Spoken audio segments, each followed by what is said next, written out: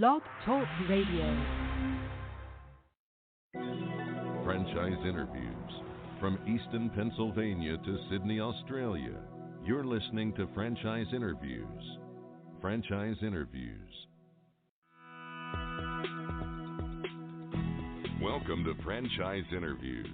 Franchise Interviews has been giving an up-close, behind-the-scenes look at franchising and entrepreneurship. Listen to interviews with franchisers, franchisees, franchise authors, franchise experts, and attorneys. And now, welcome your host, Marty McDermott, and Franchise Interviews.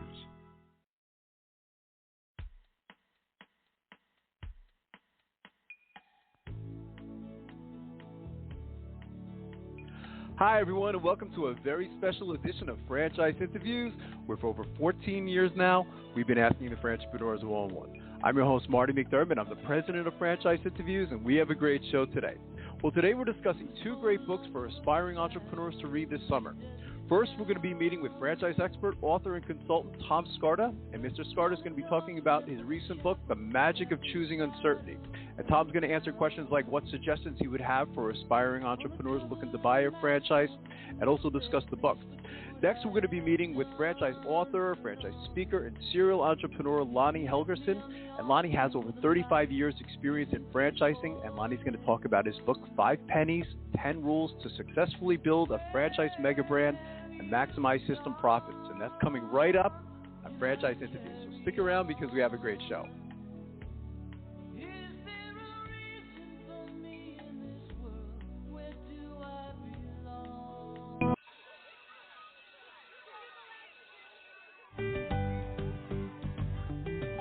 Franchise Teacher.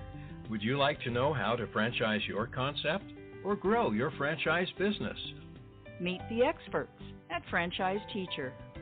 The goal of Franchise Teacher is to teach, coach, consult, and advise. The team of experts at Franchise Teacher will evaluate your business model and present you with a winning business strategy. Franchise Teacher will help you decide whether or not your concept works and if it's franchisable. Franchise Teacher is proud to have over 30 years of experience in franchising as both franchisees and franchisors. Franchise Teacher are developers of over a dozen franchise systems, which include brick and mortar as well as home-based concepts of nearly 3,000 combined franchise locations. Whether you need to add more units or get more customers, Franchise Teacher can help. We will teach. Franchise Teacher will help you learn our proven system. Coach. Franchise Teacher will help you provide a game plan to succeed. Consult. Franchise Teacher will make sure you stay on track. And advise. Franchise Teacher will help you learn from our over 30 years of experience in franchising as both franchisees and franchisors. Take advantage of our free, no-obligation phone consultation.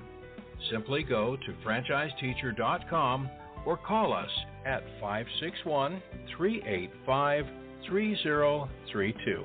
That's franchiseteacher.com or call us at 561-385-3032.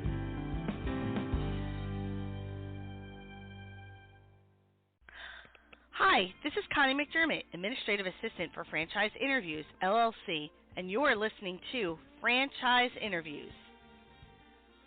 Franchise Interviews. From Easton, Pennsylvania to Sydney, Australia, you're listening to Franchise Interviews. Franchise Interviews.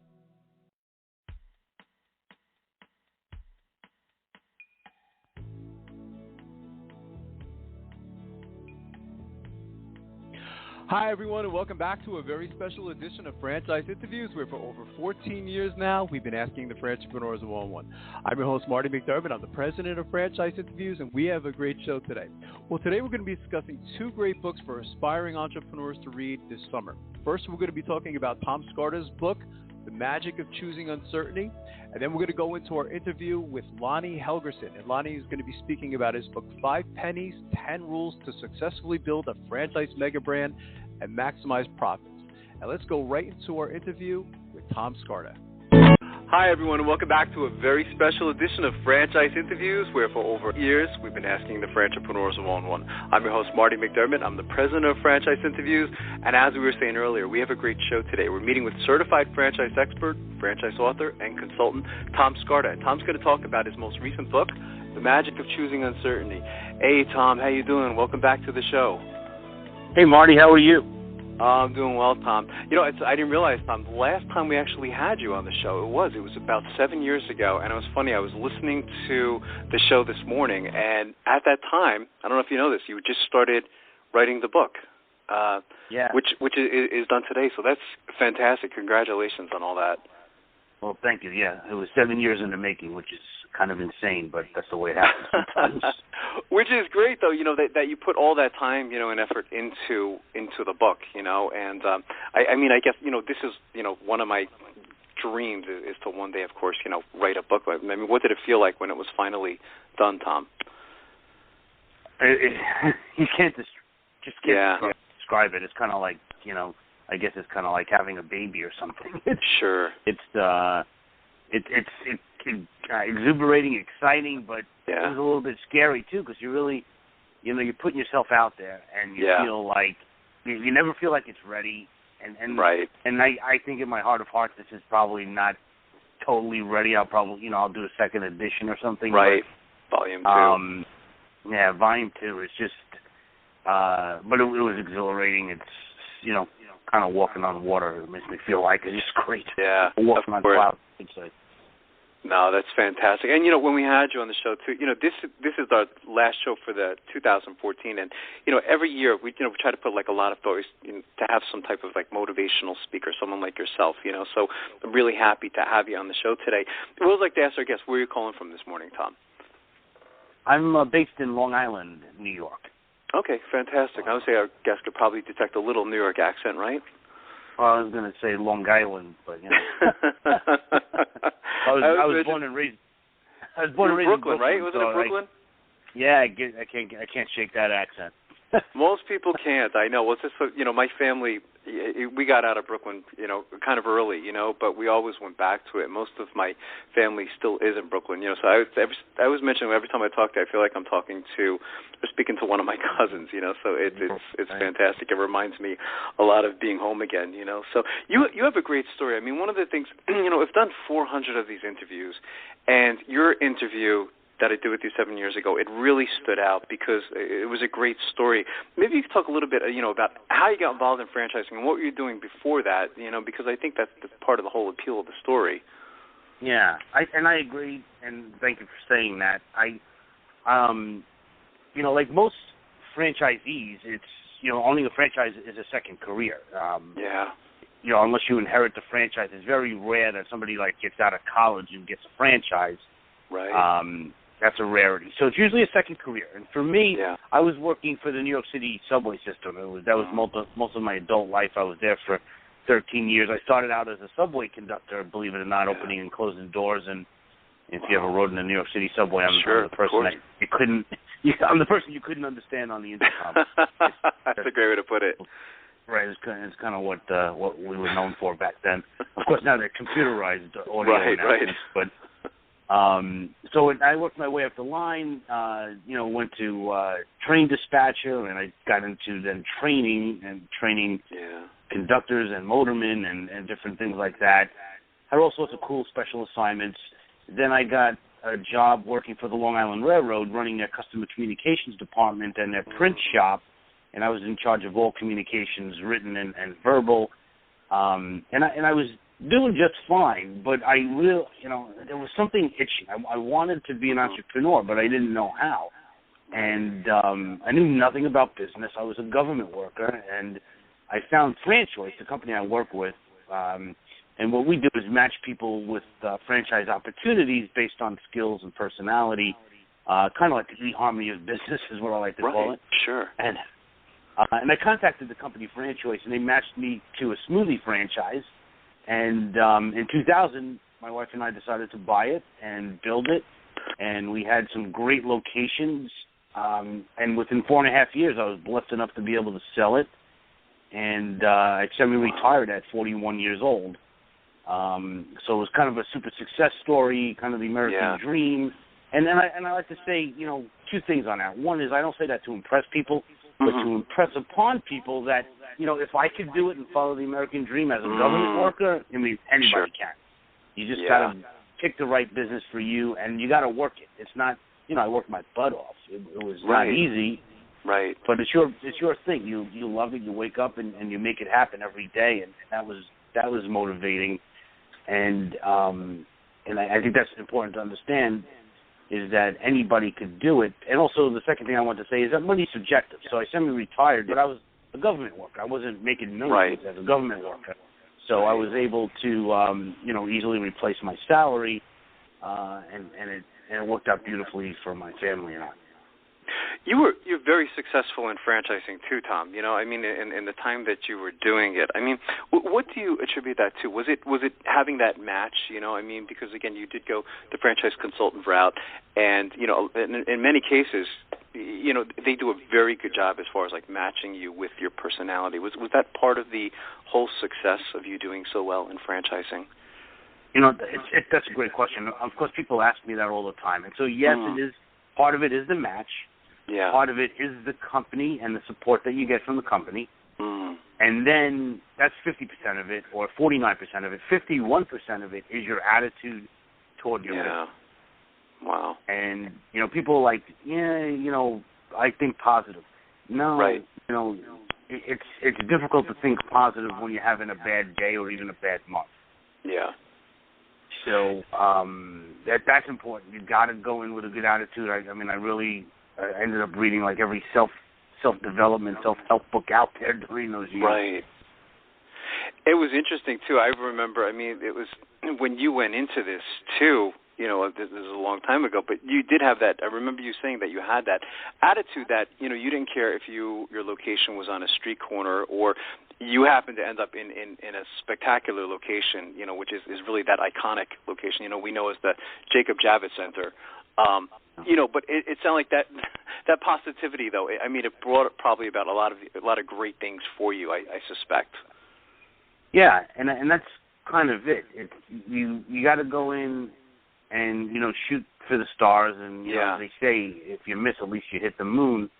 I went in there with faith and courage that I can make it happen, and failure was not an option. And when you do that, that's kind of like what my book talks about is when you choose that uncertainty and take that chance, magical things happen, and the universe or God or whatever you want to call it sends people your way, sends circumstances your way to positively move you in a direction to help the world. And buying a franchise is not helping the world, but in a way it has a very large ripple effect. And that's one thing that I just want to share real quickly, Marty, if you don't mind.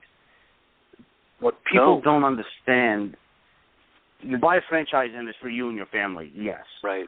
But the average franchise will employ 10 people directly and 10 people indirectly, meaning, the guy that drives the truck, right?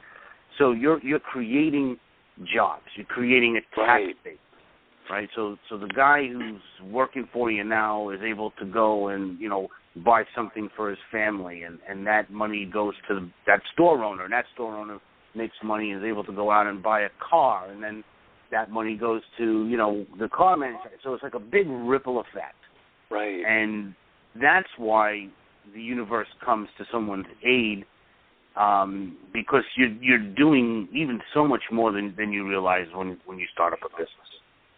That's an interesting stat, Tom. I've never, in all the years I've been doing the show, and it does make sense, that one franchise business owner, impacts 10 people directly and 10 indirectly, and that does. It makes a lot of sense, doesn't it? And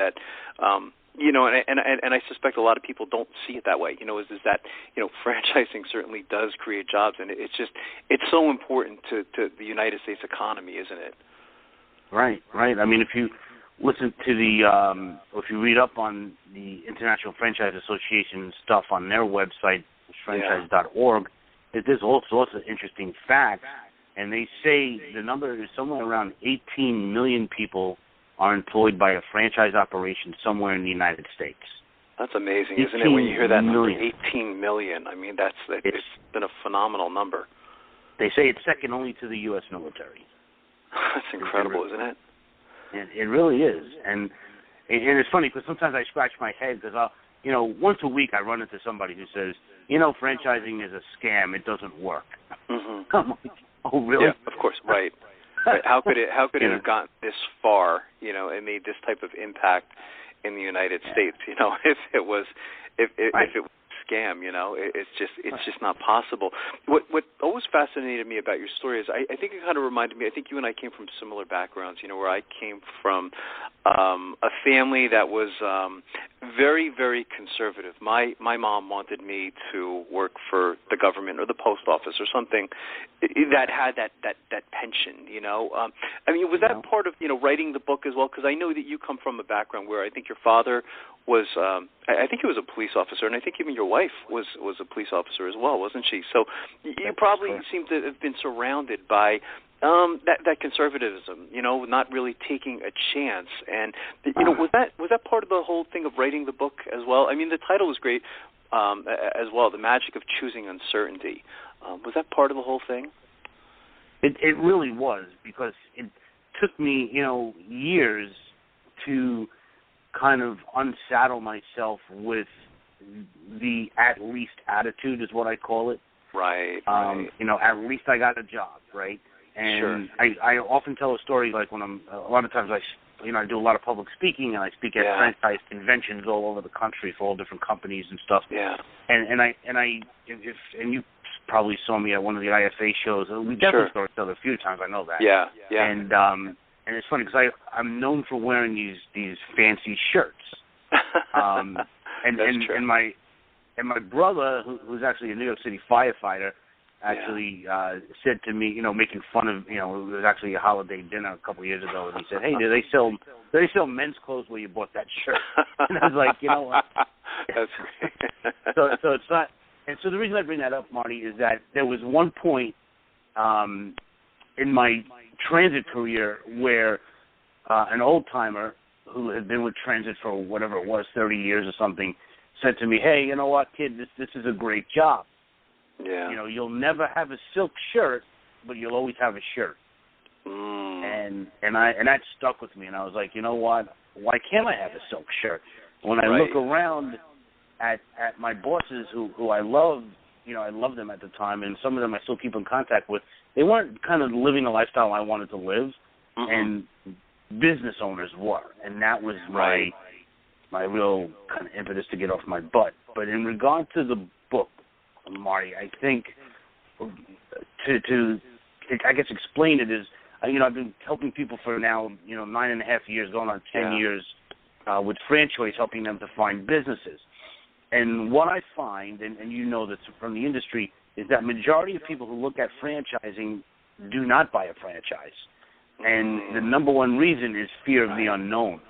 Yeah. So they go, instead of choosing, at the end of the process, they're looking at great companies because we vet them, we know who's good, who's not, and you can never deny that the companies are not good when you go down the road at looking at them. Right. The choice is not what franchise to buy. The choice is the choice between uncertainty and unhappiness. That's interesting. And most people go back to the unhappiness, and because there's a comfort in that, right? So at least I get a paycheck. At least I know I have a job. At least I can pay my bills. And I got to tell you, if you think you're on this earth to pay your bills, you're always going to have a mild kind of frustration that goes through your life. It's very powerful, what you said, Tom.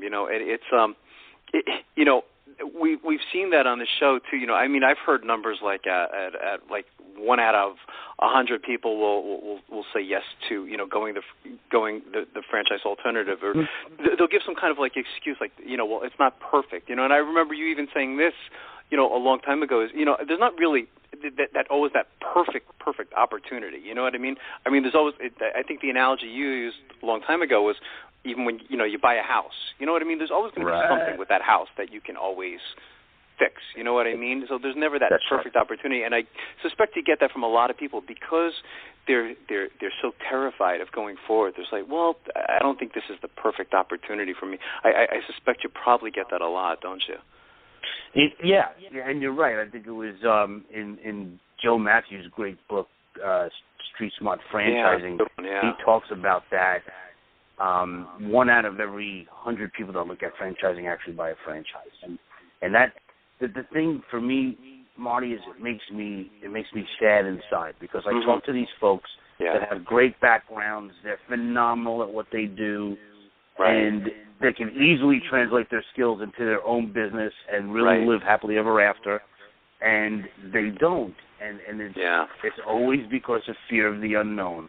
Mm-hmm. You use a powerful word, Tom. You used happy. And I think it's interesting that how many people there are out there that are working day to day, and they're just as you said, they're paying their bills, but they're not happy, are they? And I know a lot of those people who are working for, let's say, the city, and they're going to get their pension at some point, but they just aren't happy. And I can't imagine working 40 years and not being happy. And you wonder, it's really that powerful, and that's why I think your book is so important. The magic of choosing uncertainty is that you lived it, haven't you? I mean, I'm sure you've been through all of those things that a lot of your clients certainly have going through their head, don't they? Yeah, I've been in their shoes, and that's why I kind of enjoy I love what I do, because I'm really able to speak to people on a one-to-one basis that I not only have empathy, I've been there, I've done it, and maybe it's not for everybody, and that's fine. I get that. Not everybody should buy a franchise, believe me. Right. But but when you're there and you're on the cusp, and it's the 11th hour and you have to make a decision, and you run away from it, it's really, really sad. And from my perspective, it is, and I think from their perspective, I just read an article last week that said 86% of Americans want to change their job today. Wow, that's incredible. And I think it was 86%. 86% of Americans want to change their job today, and probably maybe 1% will, get out of the corporate rat race. A lot of people will change jobs, and they're going from one fire to another fire, and they really don't solve anything. But I'll tell you that a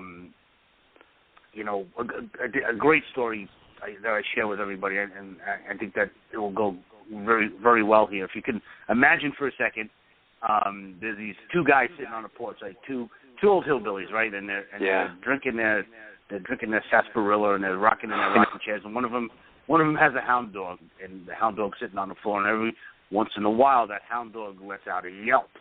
Yeah. So one of these guys, one guy says to the other guy with the dog, "What's wrong with your dog?" And he said, "Nothing's wrong with the dog." So he said, "Well, why does he yelp like that?" Yeah. And he said, "Oh, he's laying on a nail." And he said, "Well, why doesn't he get off the nail?" And he said, "Well, I guess it just doesn't hurt bad enough." Wow. That's a great analogy. We're going to have to use it. We have this great quotes in franchising podcast. We're going to have to put that one in there. I haven't heard you tell that story, but I think that's I mean that's a great one. I mean, it does show how we're willing to live our lives like that, isn't it? Yeah, it is. It frustrates the heck out of me. And in the book, I give people what I call fuel for change, which are different exercises at the end of a couple of different chapters where you can go through changing your mindset about things. Yeah. And you realize after a while, all your stuff, all your baggage in that fear department essentially comes from your parents and from your upbringing telling you, no, don't do that, be careful, and if you lose, you're a loser. And that's not the case at all, because when you take a chance, and if it doesn't work out for some reason, there's more life lessons in that failure than there is in any success. And I can tell you that directly from my smoothie experience. Sure. There's so much more to learn when you're trying to climb out of a hole than standing on top of a hill. Yeah, and it's, it must be interesting. I'm one of those people, as I mentioned, Tom. My mom is still waiting for me to go apply for the post office. I said I'm going to be 50 years old in 3 years. And I just recently, completed my doctorate degree last year, and I think she's still waiting for me to go work, for the post office. She just tried to instill that in me as a kid, and maybe that was my reason I went the other direction. It just didn't seem gratifying to me, not to pick on anyone who works for the post office, but I wouldn't have had that. And I love the word you use. You use this word fuel, and we had the great Michael Gerber on our show, and I know you're a fan of his as well, a long time ago. And he used that word once too, is he said, that when, you're doing what you love to do, you have that fuel that makes you, you get up early in the morning and you could stay up late at night, and you don't have that when you're doing something you don't love to do, and I remember when I was working on Madison Avenue, I was working for a particular company, and I hated it, and, Sunday night would come, and I'd be like, oh my God, I was like, I can't make it through another week. And I didn't have that fuel. I felt tired all the time, So once I quit and I created my own company, I had all this fuel, and I could stay up all night if I wanted to. And I suspect, you had the same experience, didn't you? Yeah, and that's a great insightful thing that you shared, because it's when you make that kind of change, all that anxiety and fear energy turns into the positive motivation fuel to get you out of bed and make things happen out there. Yeah. And I also like what you said, because I agree. I don't put anybody down for working a job. It's fine. Absolutely. Do it. I loved working for transit. I loved the subway system. I still do to this day. Yeah. Even though it's way different than it used to be in regard to the new technology, trains, and all that stuff. But, it was in my blood. I loved it. I absolutely loved it. And, if I would have stayed there, I would have been fine, and I would have been happy. Right. I didn't change because I was unhappy. I changed because I had a burning desire to do something more. There was something that was pushing me to do more. And I still, to this day, I can't pinpoint what it is, but there's something driving me, and I feel that, that people talk about destiny, and I don't want to get all esoteric here on the interview, but it's, there's something more out there for people, and you can work your job and still follow your destiny. If it doesn't have to, your destiny sometimes, most of the time, actually doesn't fall around what you do for a living anyway. That's true. It sounds like you went from being satisfied to very satisfied or extremely satisfied. That was the change in your life. As you said, you weren't miserable, doing what you were doing. You were fine, but when you made that change, your life seems more enjoyable. You're more happy, and I suspect your family is also happy as well. Well, that's the word. You just said it. I was happy, and then I went to being enjoyed. Yeah. And really enjoy what I do. And there's a big difference between happiness and joyfulness. Oh yeah. And so that's, I'm at the joyfulness stage, and it's cool because you're right, the family does like it because I'm around. I'm I have a home office, so that's great. But even when I was doing the smoothie thing, I was around. I was able to go to the, my kids were younger then, but I was able to go to the school plays and do all the different things and be around and put the kids on the school bus and be home when they got off the school bus and stuff like that. That was really, really an important thing and for me, and I was able to accomplish that. And I guess that's part of the process too, Tom, is, when you're meeting with a prospect who is interested in buying a franchise, I guess you're trying to get to the core of what they're looking to do. I remember one story you're telling on one particular interview of two gentlemen that were working Wall Street, and they love golf, So they said, okay, I want to have a golf franchise, and you kind of steered them in another direction, saying, you can point them to that direction, but they're not going to be particularly happy because they're not going to make money, and they'd probably end up miserable. So they ended up doing something different, and that's part of the process as well, isn't it? It really is. You got to be open-minded because they could have gotten into a golf franchise and they would have made money. The thing is, they wouldn't have been happy in my professional judgment, having done it for a long time.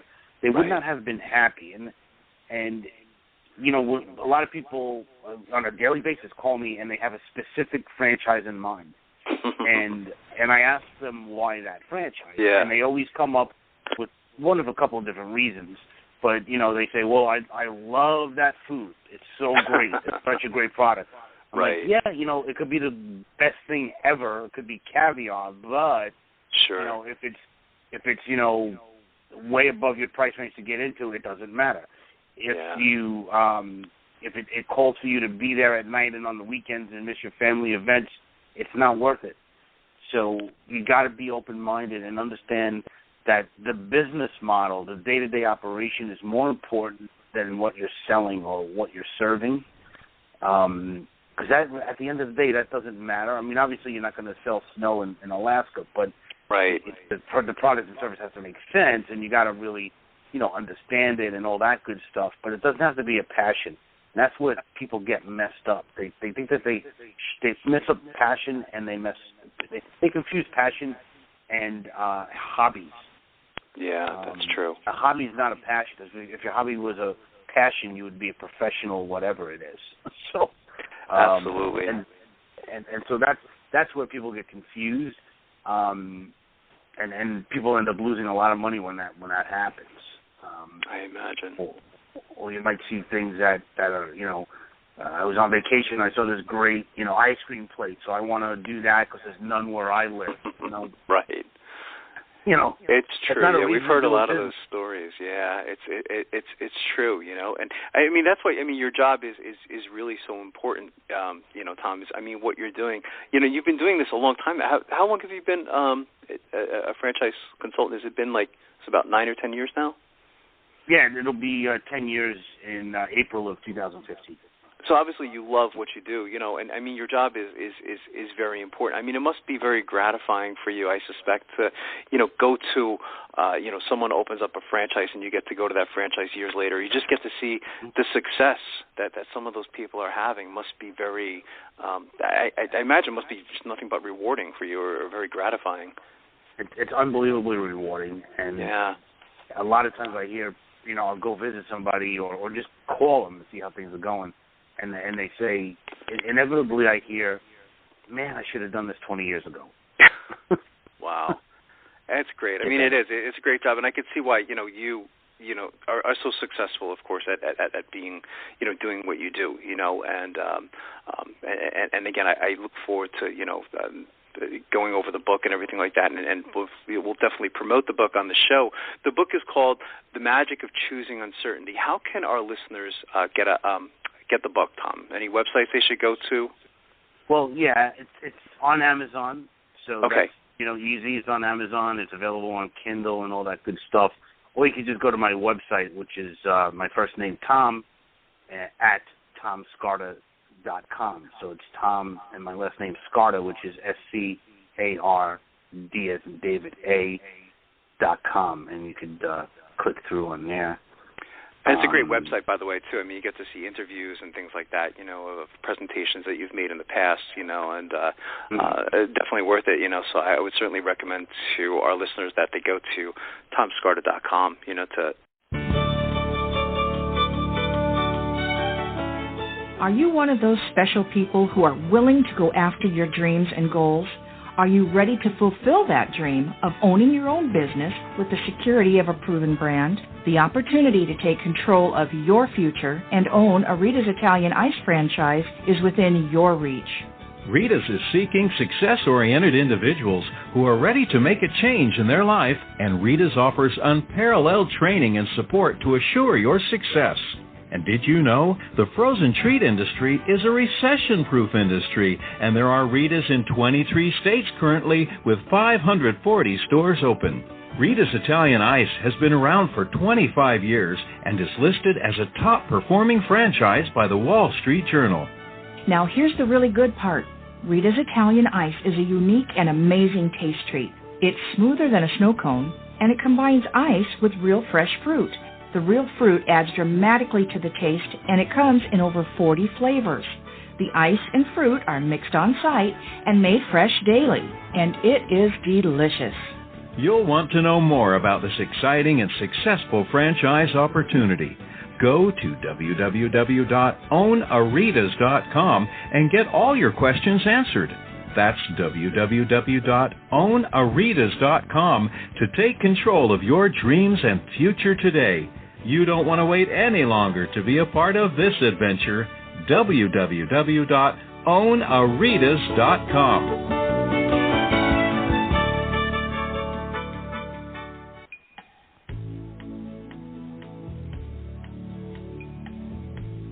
Hi, everyone, and welcome back to a very special edition of Franchise Interviews, where we've been asking the frantrepreneurs one-on-one. I'm your host, Marty McDermott, and I'm the president of Franchise Interviews. And as we were saying earlier, we have a great show today. We're meeting with franchise author, franchise speaker, and serial frantrepreneur, Lonnie Helgerson. And Lonnie has over 27 years' experience in the franchise industry, working with companies such as Super 8 Motels, Ident-A-Kid, and many more. Hey, Lonnie, how you doing today? I'm doing great, Marty. I'm having an awesome day.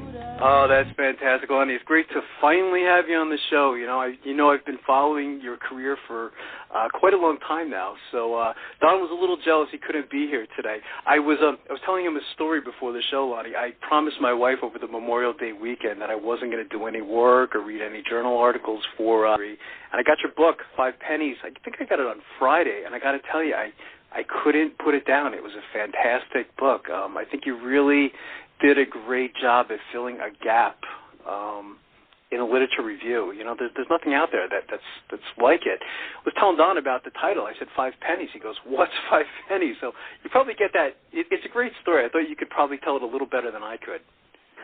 Yeah, I do get that question quite often, and where the title came from. And as you know already, having read it, there's an interesting story behind that. I serve on the board of advisors at the Institute of Franchise Executives at Nova Southeastern University with Carolyn Bolton, and she's director of special projects for Subway restaurants.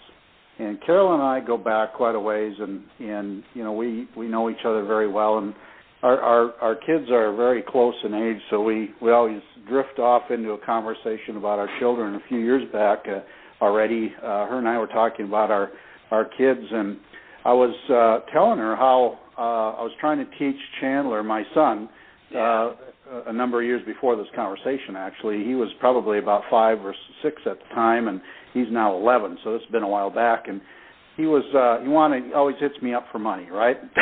He wants some money for this or that, right? Right. And I said, okay, here's the deal, son. I said, you clean my office, and I'll pay you to do that.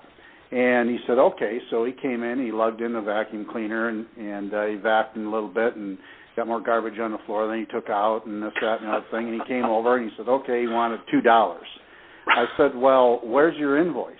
Right. And it's like, he gives me that blank stare like, invoice, and he could hardly, say the word at the time. And I said, here's how you make money. I said, this is, I'm going to teach you a business lesson today. So I taught him how to create an invoice and wrote down $2. And I said, now you give me the invoice. And I gave him his $2, and I marked paid in full. I said, you keep that, and that's how you make money as a business.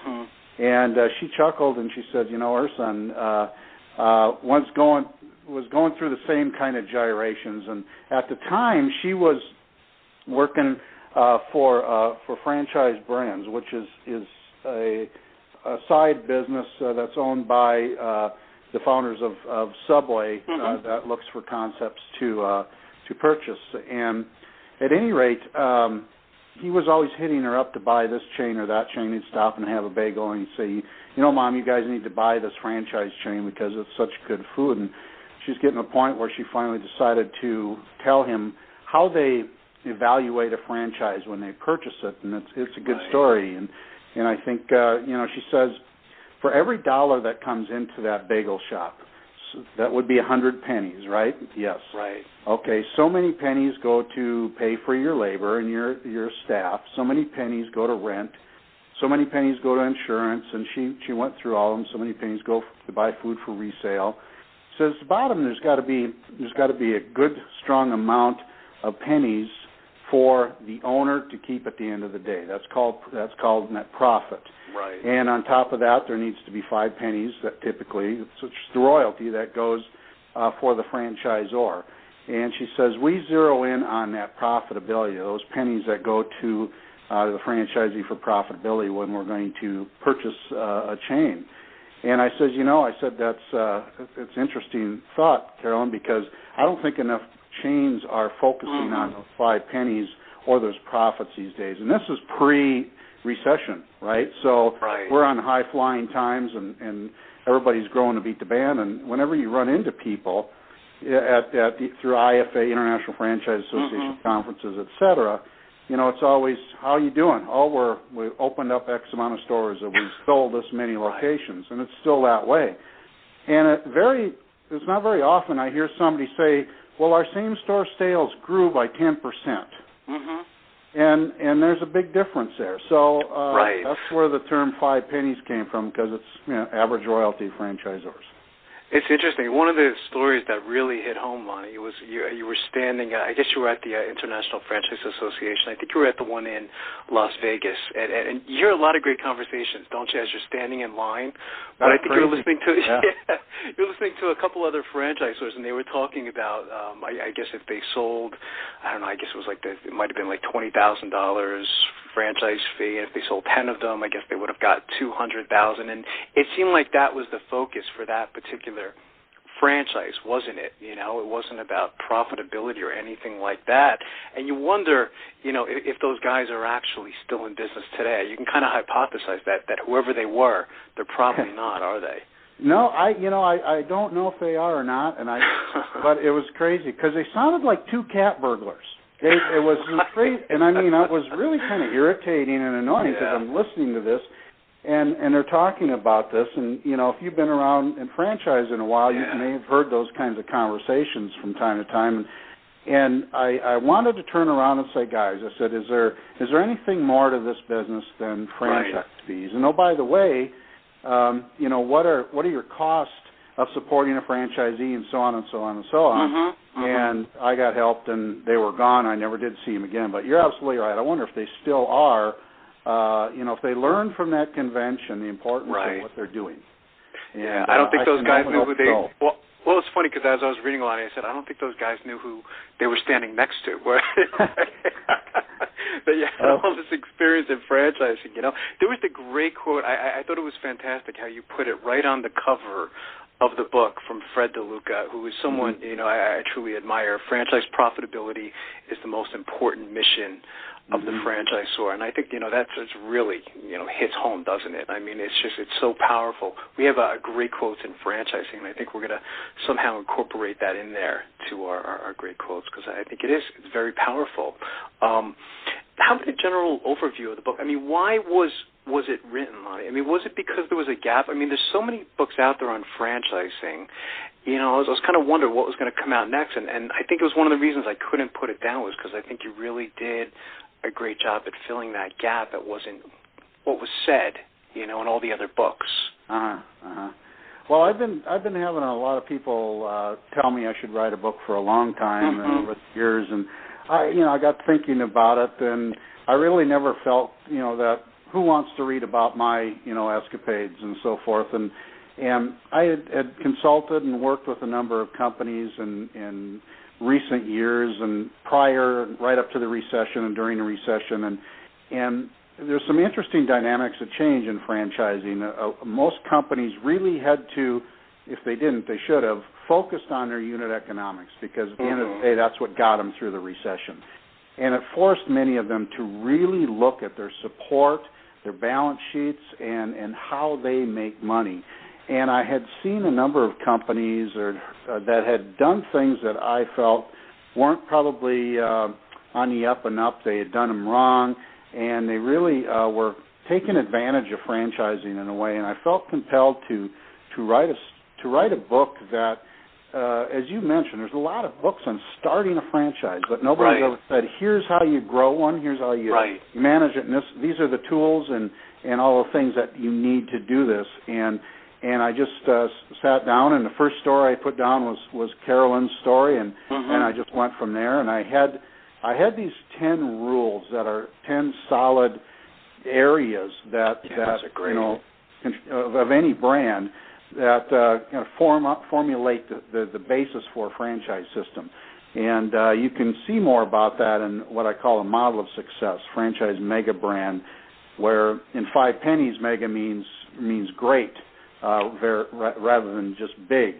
And you build from franchisee profitability, and you layer all of these different types of supports and different rules and things on top of it that add all of this value add and best practices and all of these things to a franchisee, which should increase their operational efficiencies, profitability, and sales, et cetera, which come back in the form of royalties, which feed the entire ecosystem. And that's the basis for the book, and from there we just started filling in the voids. Yeah, I love how you use the word mega too. I'm glad that you brought that up, because particularly when you used it with the word relationship, describing franchising as a mega relationship. I thought that was very powerful, because I think that really is a great lesson there. I was mentioning too, I do a lot of research on franchising because I'm in the dissertation mode right now, and I see a lot of different definitions on franchising. I probably have about 50 I could recite back to you, but not a lot of them emphasize the word relationship, particularly mega relationships. I thought that was very powerful. I think you did a very good job at hitting home by the end of the book, as far as, that's what franchising is, isn't it? It's a mega relationship. Yeah. Thank you for the compliment, and it's absolutely true, and it's probably one of the most overlooked pieces of the business model, is the relationship side of it. And where most companies get into trouble, or I wouldn't say most, but some companies get in trouble, is they don't understand that side of the business, or why franchisees act and the way they do and respond the way they do. And it's really about coaching a relationship. And I explained it in the book. It's like governing your marriage through a contract, because that's what we do. We have this personal relationship with our owners that we try to maintain positively, but yet there's this agreement wrapped around it that says, if you're late on your royalties, there's a $35 fee, or there's this, there's that, and all of these rules that we have in place. And if you think about a marriage, I mean, much like I put in the book, could you imagine a mandatory 5-year remodel clause for your house? Or a $35 TV interruption fee and so forth, and it's exactly the same. And so how do you balance that? How do you manage that relationship and not govern too hard on the system and be, designated as a bully or not caring? Or if you get too lax and you don't have strong compliance programs in place, then, the system runs amok and you run into trouble and you may or may not recover from it. So it's a very delicate balance. Absolutely. Use some great examples, that we've even referenced on the show too, Lonnie. You were mentioning in the book about the program that's done by Service Brand International. I thought that was a fantastic program. You wonder sometimes why more franchise companies aren't, doing programs like that, Did you have any thoughts on that, or? Yes and no. I would recommend more companies do that. I think, again, the recession has forged, in some cases, companies to think entirely out of the box, which is where we should be thinking anyway.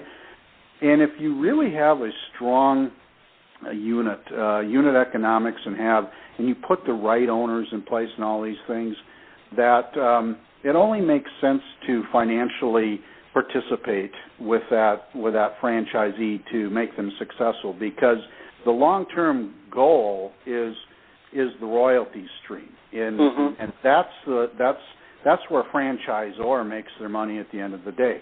The fees should cover their investment into that owner to get them open until their royalties start reaching royalty break even and covering their monthly support costs, and then they start making money on the royalty from there. But I'm amazed that there aren't more brands that do that, and that's a testament to Service Brands International on how confident they are and their business models, not business model. And this is one brand, by the way. This is 3 or 4 brands. Right. And they have that confidence level in all of them. And it's amazing what they've done. And for that, they're a best-of-class brand and a mega brand. Yeah, I like, when you wrote the book, I mean, there's a lot of things you can say that I enjoyed about the book. One of the things most was the teasers that you put in the beginning of the book. I said, if I ever wrote a book, I would use a similar style. You talk about a scenario, and then you say, I'm going to tell you what happened at the end of the chapter. And I think that's one of the reasons why I probably couldn't put the book down is I said, okay, what's going to happen? It was amazing how you were able to do that with franchising, But I thought that was fantastic. Who do you think should be reading this book then, Lonnie? I mean, who's the book would you say targeted towards? This book is targeted towards anyone in franchising. It's just what I was thinking. Management book. Right. One of the ways that this book would be used in an incredible way is alignment and training of staff. There's so many people you talk to that are at administrative level or that are supporting franchisees that really don't understand what in the world this whole machine is about. And if my recommendation, and I'm putting some training programs together around this, is to have everyone on your staff, if nothing else, use this as an orientation 101 book for people that are new to franchising so that they can understand what this language we speak and so forth. But really, what is this company trying to accomplish, and what's the position of the franchisee? How do I fit in? What's my role within that? And that's a great place. Academia, certainly another place for students that are wanting to study franchising and get into it, entrepreneur classes and that type, as well as any company that's thinking about franchising or really wants to. If you read the book like you have, there's many principles in there that can be actually applied to any small business. Oh, absolutely. I would totally agree with you. Yeah, and as I was reading it too, Lonnie, I was thinking as you were mentioning, it's kind of like creating a culture within the franchise, isn't it? I mean, that's one of the things that I got out of it which is I guess not always so easy to do. Of course, it comes down to strong leadership and things like that. But I think that was certainly one of the lessons there was creating that culture.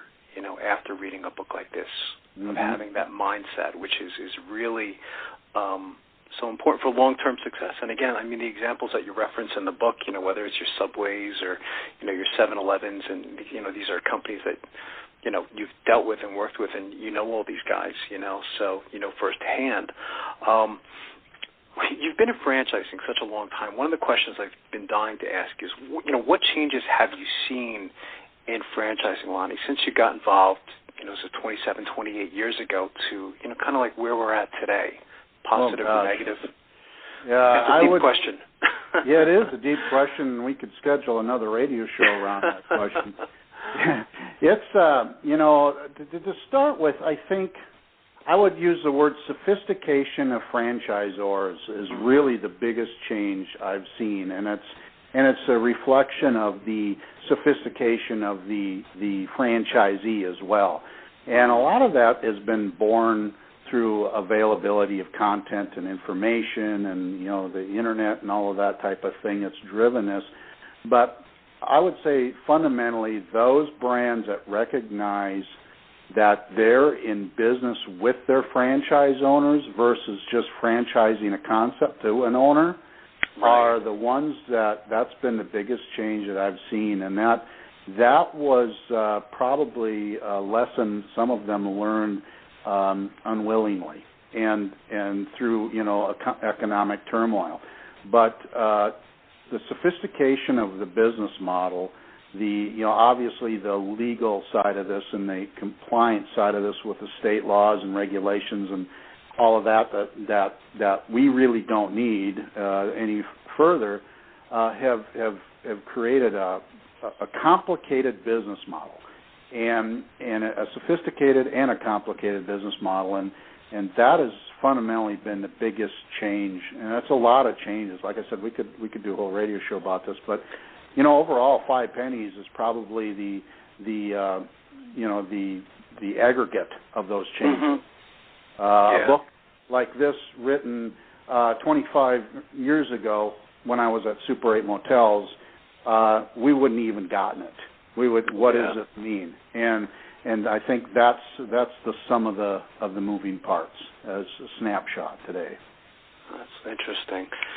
We recently had a Memorial Day show, Lonnie, and of course we spoke about veterans and franchising and veteran entrepreneurs, and you're the two-time chairman of for VetFran committee. Did you want to talk a little bit about that? I mean, as far as how you feel about veterans getting into franchising, or what's been your experience with that?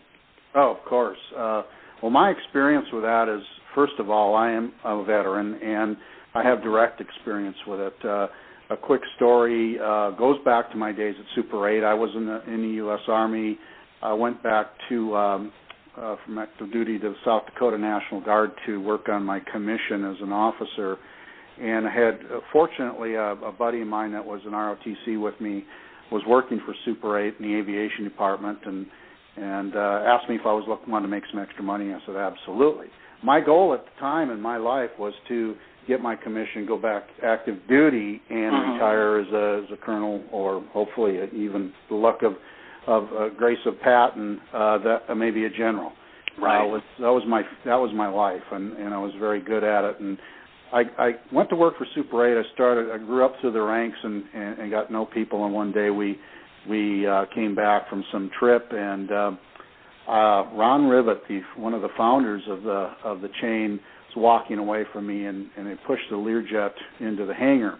And I yelled at Ron. I had a camera in my hand, and for some reason, and took a picture of him as he turned around.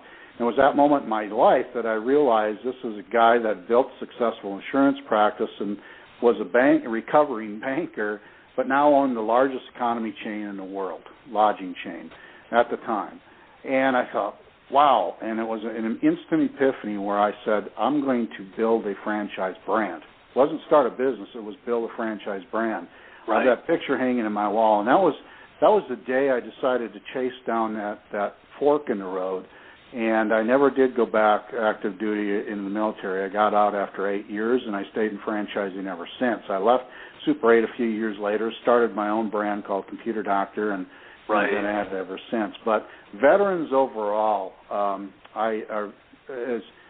been a phenomenal success with VetFran. Absolutely phenomenal. The success continues to escalate even as we speak here, and it's because they are such a good fit for franchising.